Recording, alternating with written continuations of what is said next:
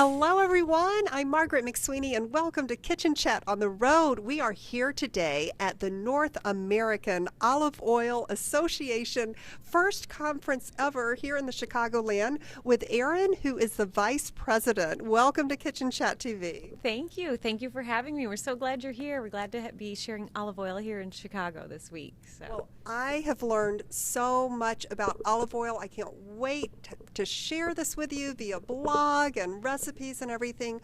Quick overview. I did not realize how healthy olive oil is for you, and we're going to be featuring the author of the Sonoma Diet on Kitchen Chat soon. But meanwhile, I thought it would be so special, Eryn, if you can give us a greater appreciation of olive oil and how to experience an olive oil tasting. Sure, absolutely. We'd love to.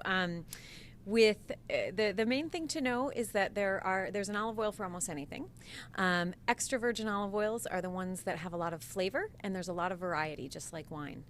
Regular olive oil will have minimal flavor, so you can use it to substitute for any other oil or even butter when you don't want to change the flavor of a recipe. So tasting-wise, we can go into an extra virgin olive oil. Yes, and speaking of extra virgin olive oil, just by a way of background for the viewers, what exactly is it and how is it different than regular olive oil? Okay, great. Extra virgin olive oil is the first juice that comes out when you crush the fruit of the olives. You separate the solids and liquids, and you separate the oil and water. That is extra virgin olive oil, or virgin. All mechanical processes, physical processes, no chemicals, no heat, nothing used to get to that final cooking oil, or drizzling oil or finishing oil. Anything that comes out that's not good enough to be virgin or extra virgin olive oil, if it has some kind of a flavor defect, a bad flavor or a bad odor, then that will be refined to remove the bad flavors and odors, and then they blend some virgin oil back in there so you get some of those good healthy antioxidants back in and have some flavor but not too much.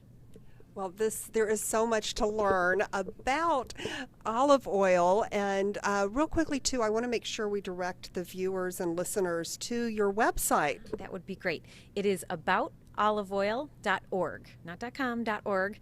And you can find a lot of information on the different types of olive oil, what to use the different types for, substitution if you want to swap out olive oil for butter in a lot of recipes, and links to our blog and our Facebook page and YouTube channel, where there's a number of videos that cover all of these things in about 3 minutes or less. So this sounds great. So let's get to the tasting. How does one approach an olive oil tasting, and is there a certain special vocabulary that goes along with it? There is. But on the other hand, too, vocabulary can be a very personal thing. So what you want to know is that it's like wine. You want to explore and be able to communicate with people on the basic styles, so delicate, medium, or robust. And then within that, then you can get really involved in different flavors, whether it's fruity or vegetal, whether it's very peppery or delicate, soft white pepper, all of those kind of things. And the real fun comes then in pairing those with different foods to see how they react. And on a side note, too, I'm going to post the pictures of this delicious menu that Chef Seamus Mullen prepared here at the conference, and it was delicious. Olive oil in every single course, even dessert. It's such a versatile ingredient, a versatile fruit, because I think people forget an olive is a fruit. Mm-hmm. It is, and it's very good for you. And when we talk about fruitiness, is one of the tasting terms that we use with extra virgin olive oils often. And it's important to remember that fruitiness is not necessarily literal fruit, but it is mainly the intensity of the aroma. So the aromas could be fruit-type fruits, mango, apple, papaya, those kind of things, or it might be more vegetal. Herbs, fresh herbs, tomato leaf, tomato vine, those kind of things. So all of the things that contribute to an intensity of aroma, and also what you taste on your palate, are fruitiness in an oil.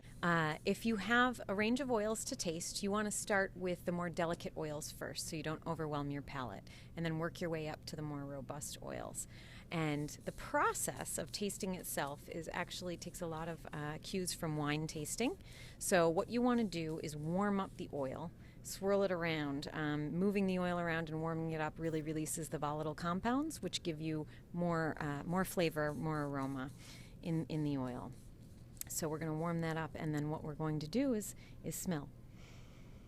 And if you start a little further away and then get it closer, you can kind of catch layers of different scents. So this one, I get a little bit of cinnamon and nutmeg in there, some fresh herbs, tomato, different fruits and things. Really nice fruity aroma. On a scale of 1 to 5, I would make this a 3 or a 4 for sure. So this is a nice oil. Then what we're going to do next, if you're tasting for yourself, especially to help build your vocabulary and train your brain, you want to jot down your notes. You want to remember what you got in the flavors and aromas. And then the next part is we actually do the tasting. So I'll just describe it really quickly, but you want to put the oil in your mouth, and you really want to coat the insides of your mouth, all around your tongue.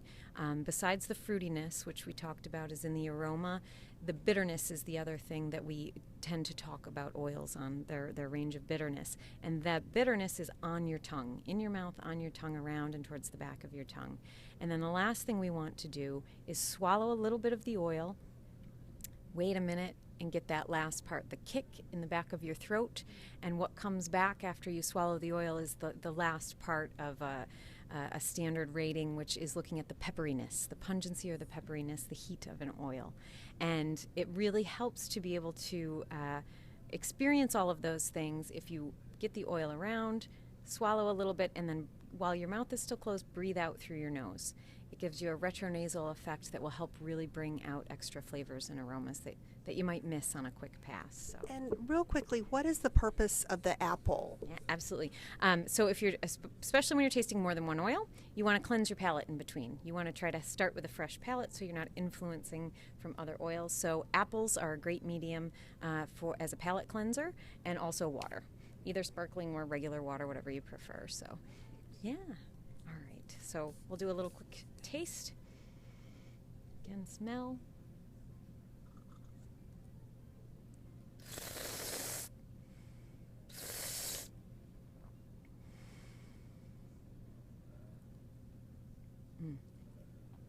This has got not a strong black pepper, but a white, but it comes back.